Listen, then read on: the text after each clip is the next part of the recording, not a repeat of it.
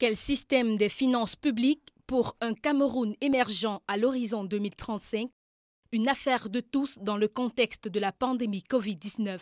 C'est le thème au cœur de la deuxième édition du dialogue citoyen qui s'est tenue les 9 et 10 décembre au CICM de Volier à Yaoundé au Cameroun, organisée par le consortium ADING, CRADEC, TI Cameroun, Afro Leadership et bien d'autres partenaires, à l'occasion des Journées internationales de la lutte contre la corruption et des droits de l'homme.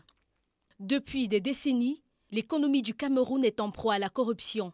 Classé il y a 10 ans parmi les pays les plus corrompus au monde, le pays peine à sortir de l'emprise de ce fléau. Malgré les réformes, notamment le lancement de l'opération dite Épervier, la corruption semble endémique, elle gagne du terrain un peu plus chaque jour.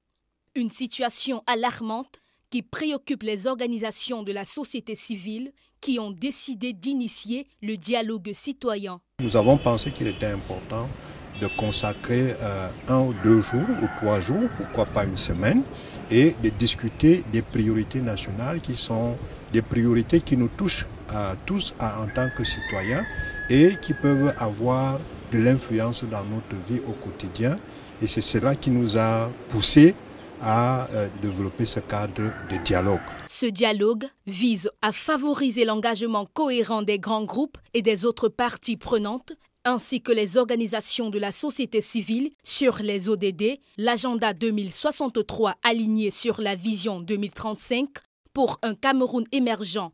Il vise également à faciliter l'accès et l'échange d'informations, de meilleures pratiques et d'expériences sur les politiques nationales. Rendu cette année à sa deuxième édition, quelques frémissements sont déjà visibles. Nous percevons quelques résultats.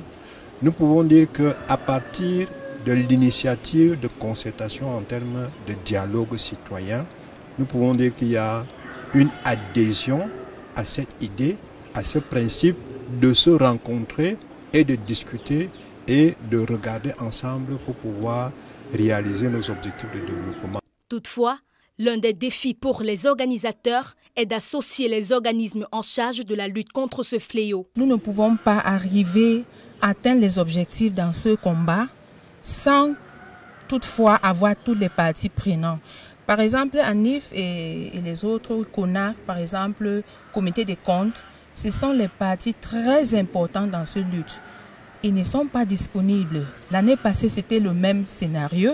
Cette année, c'est un peu le même scénario, malheureusement. La problématique de la lutte contre la corruption intéresse de plus en plus la couche jeune qui voit en ce dialogue citoyen une opportunité favorable pour une émergence possible à l'horizon 2035.